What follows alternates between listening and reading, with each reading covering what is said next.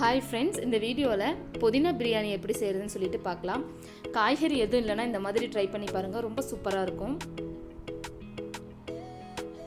ஒரு மிக்ஸி ஜாரில் புதினா, கொத்தமல்லி,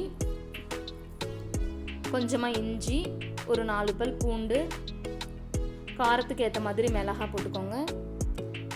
நல்லா ஃபைன் பேஸ்ட்டாக அரைச்சி எடுத்துக்கலாம். இப்போ வந்துட்டு ஒரு குக்கரில் 4 ஸ்பூன் எண்ணெய் ஊற்றிருக்கேன். அரை ஸ்பூன் கடுகு போட்டு கடுகு நல்லா பொரிஞ்சு வந்ததுக்கப்புறமா பட்டை, லவங்கம், சோம்பு, பிரிஞ்சி இலை இதெல்லாம் ஆட் பண்ணிக்கலாம்.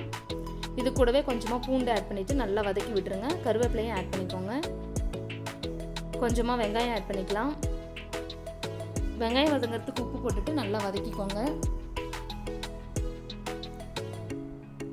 கொஞ்சமாக புதினா இலை ஆட் பண்ணிக்கலாம்.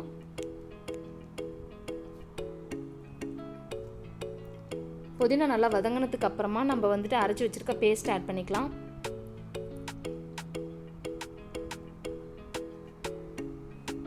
இப்போ வந்துட்டு ஒரு 4 மீடியம் சைஸ் தக்காளியை நான் கட் பண்ணி வச்சுருக்கேன், அதை வந்துட்டு ஆட் பண்ணிக்கிறேன்.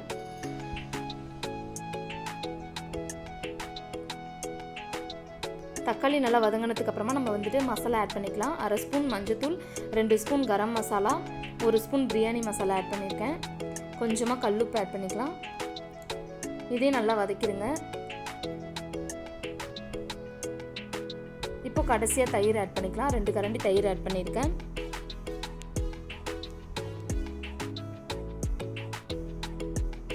நான் வந்துட்டு 1 டம்ளர் அரிசி எடுத்திருக்கேன், அதுக்கு வந்து 2 டம்ளர் தண்ணி ஆட் பண்ணிக்கிறேன்.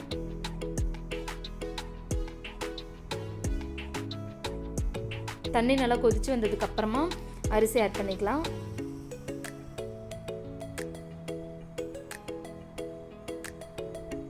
இப்போது ஒரு 5 நிமிஷம் நல்லா வேக விட்டிங்கன்னா இந்த மாதிரி பாதி வெந்துடும். பாதி வெந்ததுக்கப்புறமா நம்ம வந்துட்டு விசில் விட்டுடலாம். கொஞ்சமாக கொத்தமல்லி தலையும் நெய்யை ஆட் பண்ணிக்கோங்க.